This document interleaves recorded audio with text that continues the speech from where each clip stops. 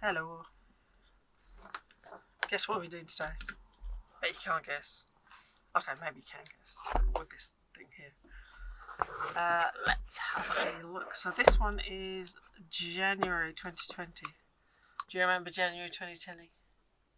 When we were all sort of looking forward to the future and all had plans for the year and yeah. Depressing times. I mean, who doesn't like being stuck indoors with snacks and drinks and stuff? Snacks and drinks and stuff. So, I haven't explored this. I haven't checked this out at all. I just want to open this one as I do with all mine without knowing what the heck is in it. So let us open.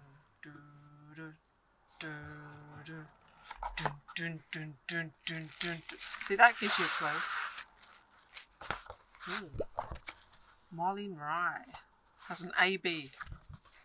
Yeah, I have a C, funnily enough. I'm not sure how I feel about that. I don't even know. Anyway, let us see what is in the package of doom.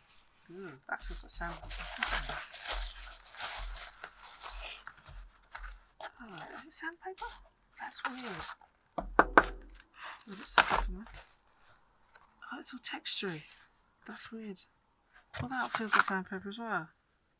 Look at this stuff. Can you see the texture on it? Can you see that texture on it? It's rough AF.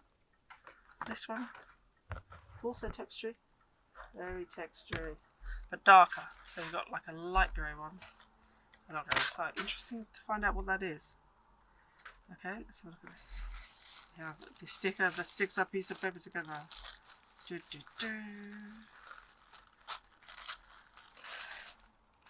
Sticker, paper.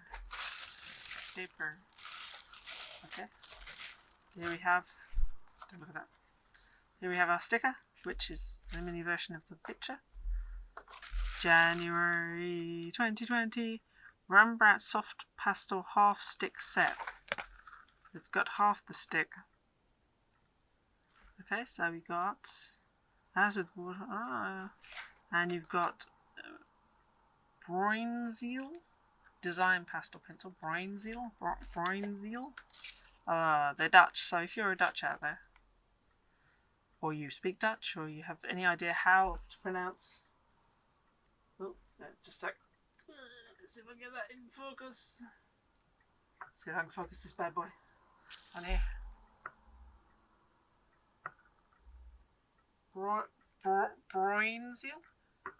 Bruinzeel? I can keep saying that as many times as I like, and it still probably won't be right. Let's get that back in there. Ah! Fuzzy. Right, so we have dessert palette? Or it's desert palette. I always have a problem with dessert and dessert because I always want to spell desert. It looks more like desserts than it looks like a desert. What does it? Rembrandt Soft Pastels, excellent colour release, intense and pure colours, good to highest degree of light fastness, very high colouring power due to high concentration of pigment, free of pigments based on the metals lead, cadmium and cobalt. The complete range consists of 218 colours, so you have 218 potential colours. Oh no, it's a strawberry flavoured one. I don't like strawberries. Sad. It's a chewy caramel, it's probably quite nice.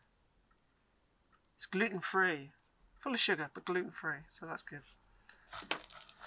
So we have the colours here, and we have the pencils here.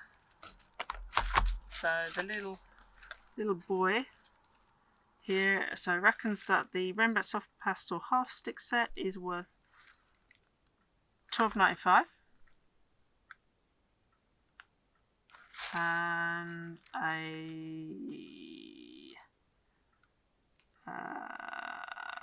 And the pencils are $2.29 each.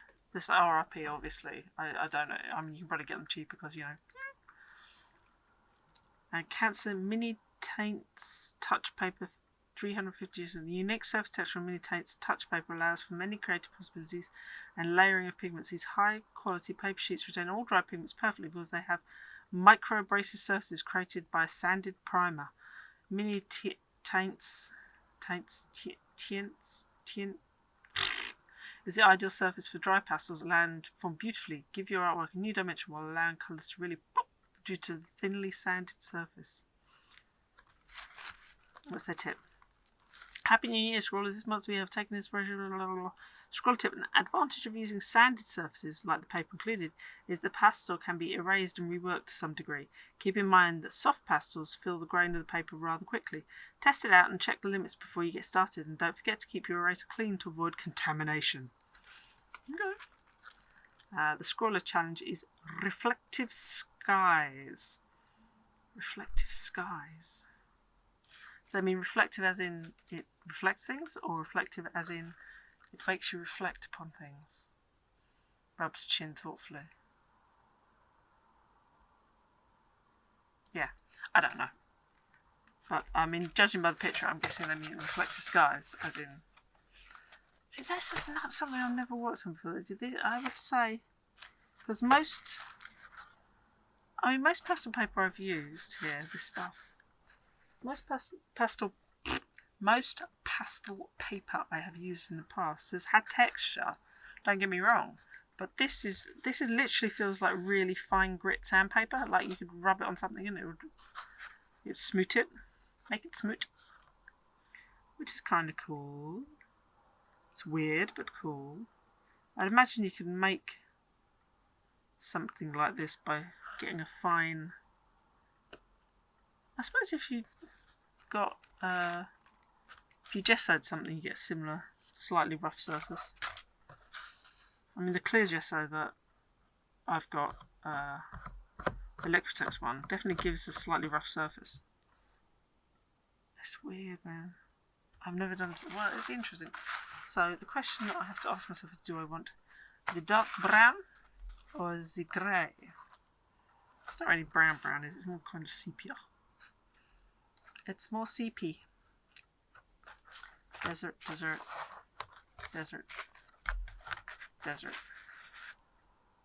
I think the brown. And what do you reckon? Do you reckon we should go super colourful? Probably. Heck, why not? I myself am super colourful. I'm not super colourful. Pale as fudge. Right, I need to put something down because I do not want to get pastels into my lovely new table. Do you like my new table? It's very nice, isn't it? It goes up and down. Not that I can show you that per se at the moment, but eventually I will.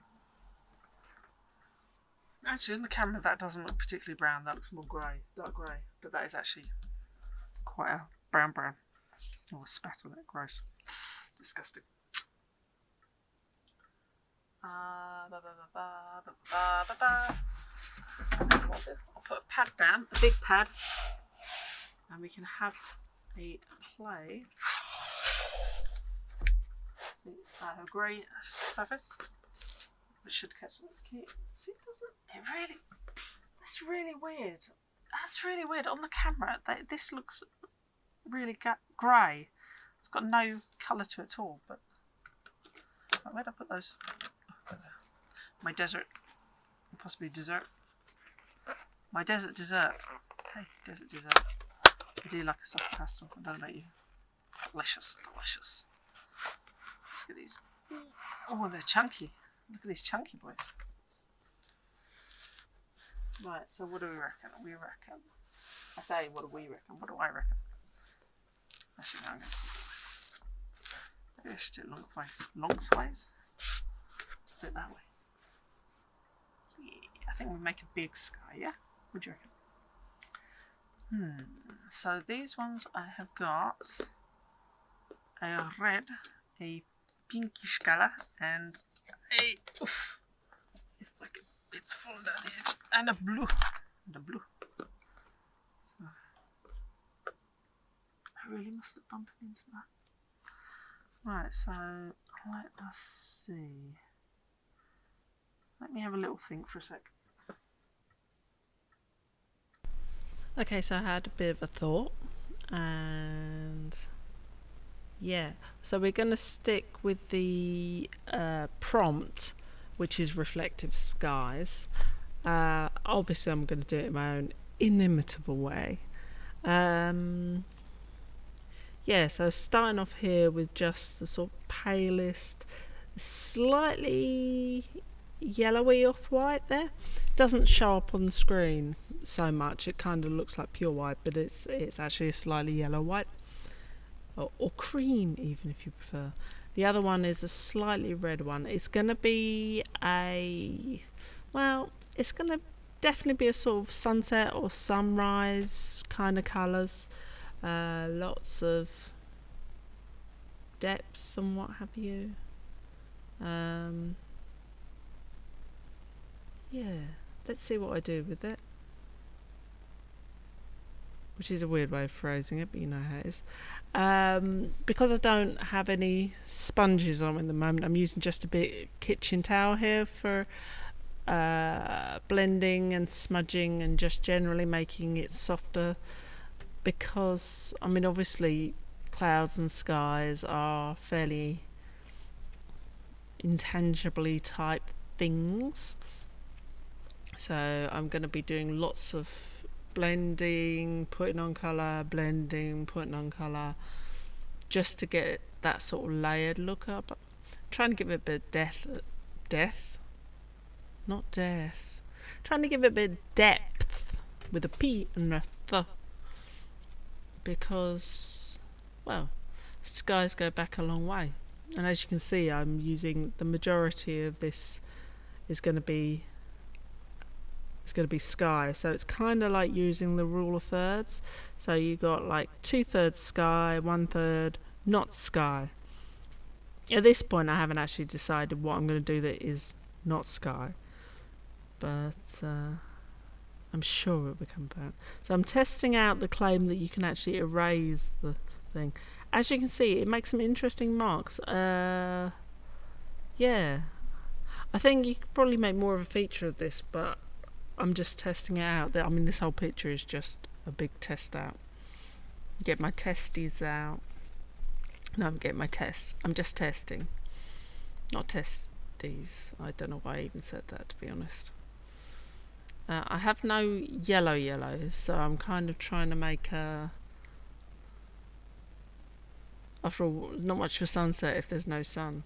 One of the other things you can do if you've got a bit of kitchen towel or a little bit of soft sponge or something is you can transfer colour from one space to another.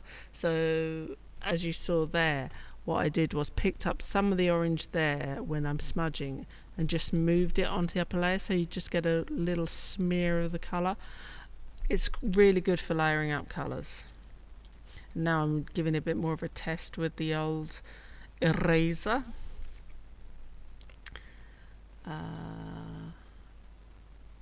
And being the city dweller that I am, and not that I actually dwell in a city, but my heart dwells in a city. I have my own little indoor rectangular space in my brain. So, although you could do this to, you know, if you any sort of silhouetted image, so you know, could make trees this way. If you had like a slightly thinner rubber than I've got, you could make standing stones, towers full of wizards. You know, the world is your pastel oyster. I don't know why I said that. What's pastel oyster? What's oystery pastel, pastely oyster. But yeah, so the thing I like about buildings is you've got lots of different things to play with. So you know, if you're talking about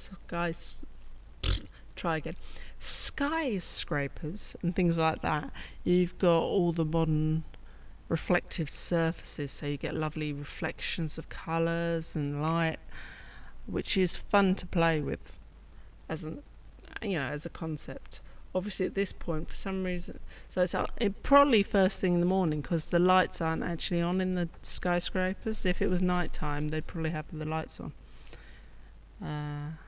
So it must be sunrise, or it could be some horrible post-apocalyptic vision. I do like a good post-apocalyptic vision. Sort of Blade Runner, but after the revolution. But yeah, so raising a bit more here, trying to get a little bit more vague.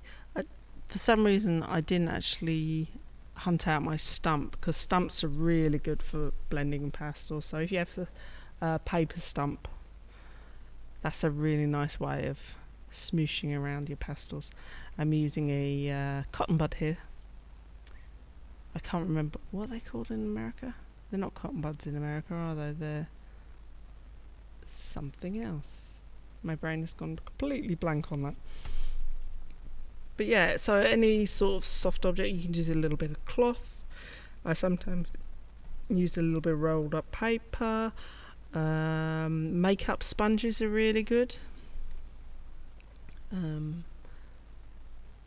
Yeah. I mean, it's a nice selection of colours in the box, actually. I was quite pleased. And it's a perfect sort of selection for, you know, what the prompt is. Because, you know, you've got all those... I mean, you could have done... I could have done. One could have done. I could have done like a blue sky with some blossom in it or something like that, because you got the sort of colours you can actually use to make those sort of effects. The pencils are a sort of skyish blue, slightly darker skyish blue, and a red and a pink. So, you know, perfect for you know, if you're doing a bit of sakura, or if you know, want a bit of, I don't know, I was thinking cherry blossom is sakura, but, you know, if you wanted to do blossom trees in general, apple blossom, you get a little bit of white, a little bit of pink. Obviously it doesn't have white, but the yellowy white would be good enough to do that if you blended it properly. You could just do fluffy clouds on a blue background. There's no greens in this one, obviously, because it's supposed to be desert colour, which is kind of weird because most deserts don't actually... I mean, they do contain green. I mean, they're not all sand and stuff. I mean, even when you look at the... You know, when you have those desert scenes. Do you remember that guy who used to do the desert scenes with like all the rock bluffs and the columny things? What are they called? I can't remember. You know, the pole, you'd have like a western skyline, like very cowboyish. And you have a western skyline, and then you have like these pillars of rocks. And it was all like very American stuff, but then you'd have like green cacti, or you'd have scrubland or something. So it seems a bit odd to have a desert selection of colours without a green. However, with pastels, because you can blend them, you could probably fake up some sort of greenish looking thing with like some of those orangey colours and the bluey colour, which is cool because I'm literally looking out the window a tree that has like sap green leaves on it, but most leaves are sort of slightly off green. They're not bright green. They're sort of slightly yellowy, or they're slightly on the sort of heading towards brown side, or you know. So you could do that even with these colours. I wouldn't necessarily recommend it because they're not ideal for that. However, if you wanted to have an experiment, I bet you could do it. Because you have a yellowish... So you've got the yellowish white, you've got the blue, you've got the earthy brown, so you could probably do it. I mean, it'd be interesting to see if you could. But here I'm making some sort of weird... Yeah, it's gone totally post-apocalyptic, hasn't it? I've speeded up the video because you don't really want to be sitting here for an hour listening to me chat, watching me draw. But unlike usual, where I speed it up hugely, I thought I'd actually carry on talking to you and having a little chat, because it's been a while since I've had time to have a chat with you guys, and it makes me sad. Not the chatting, the not chatting. Does that make sense? I don't know. Oh, yes, and of course this is the obligatory, please like and subscribe. No, it'd be really cool if you could like this video and subscribe. Also, it'd be quite handy if you put the little dingy bell on, so that you can, be reminded when we release videos. Kevin is threatening to do a new video soon, so there's something for you paint pouring lovers out there, unless he does something else, in which case, sorry. He was talking about doing some more making stuff type videos, so like a bit of woodwork, maybe a bit of resin work. We want to have as diverse an output as we possibly can between the two of us. Although there may be some news about that coming up in the not too distant future, sort of middle distant future. Between like now and forever, somewhere in that, on that timeline, we'll probably say something about something that's not vague or anything. Yeah, I'm trying to get the light right on this one. Sorry, going back to my original Chattier. Yeah, trying to get a bit of light on this, because, as I say, one of the joys of modern architecture is all the reflective surfaces, is all the, weird, slightly amorphous thing. But obviously I've decided to run with the post-apocalyptic theme here, because I'm sort of trying to smudge out the foreground, trying to give it some depth. And yeah, as a rule, if you want to give things depth, you make them blue as they go further away from you and redder as they come towards you. But obviously when it's like twilight, things sort of change, and quite often you lose a sense of depth and a sense of proportion sometimes, due to the fact that the colours start to become muted. So things that are quite close to you can become quite greyed out, or even slightly blue tone. I think I'm probably going to add in a bit of lighter colour here, just so that it doesn't look like that. See, what I'm doing here is I'm taking a bit of the pigment from the thing, because I just want a very, very light colouring. I don't know what I'm doing here. I'm totally doing this the wrong direction. It looks like mould now. But sometimes you got to go through your mouldy phase. What am I doing? Was I thinking about doing flames? I only recorded this a couple of days ago, before I've done this voiceover.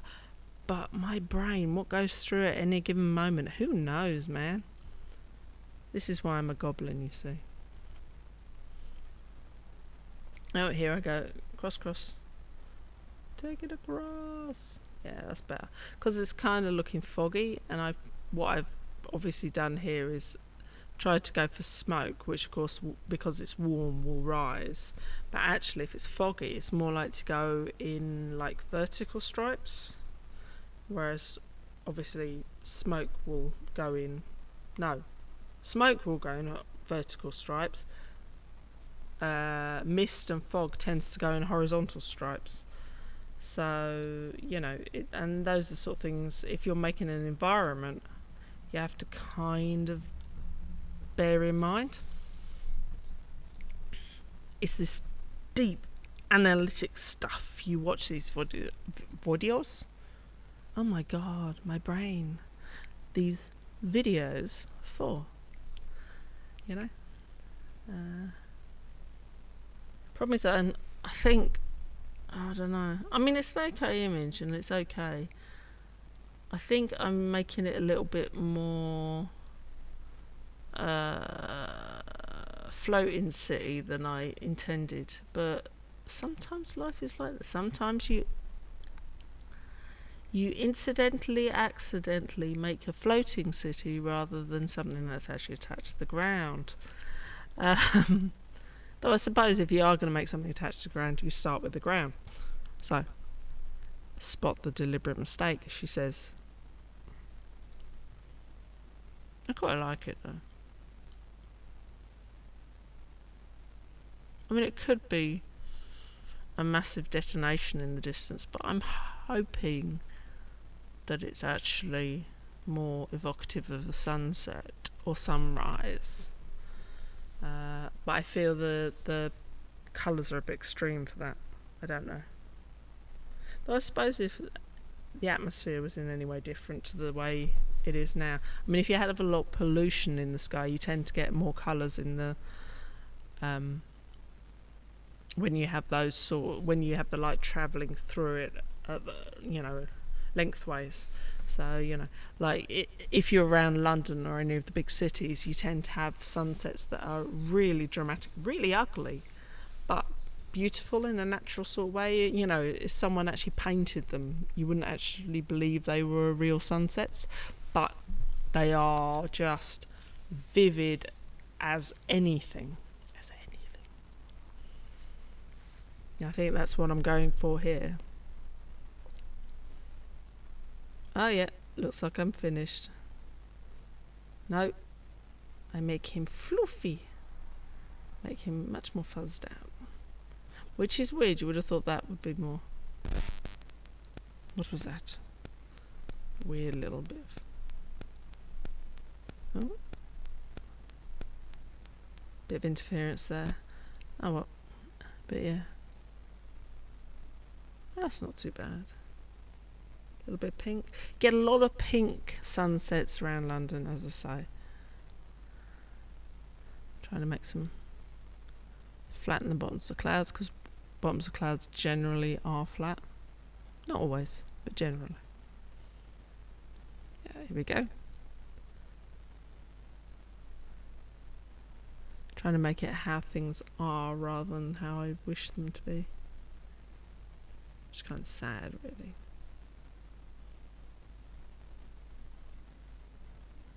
Still not happy. But you know, it's just trying out the stuff in the Scrawlr Box, the Scrawlr Box, which I think is quite a good one this time. Partially because I'm slightly better at pastels than I am at gouache. Or at least I feel more comfortable. I think that's what it is. It's a comfort thing. I think sometimes there are some materials that it takes you a little while to get used to. And I've done pastels quite a bit in the past, so I feel a little bit more confident with them. Whereas gouache, I feel a little bit more... I feel uncertain. And obviously I want to do a good job for you guys and for myself, because I like making pretty pictures. Anyway, I think that's the end of this one. Yes, I would say if you can get the Scrawlr Box January 2020, it's a good, fun, nice little box. And I will say bye-bye and see you next time. Take care.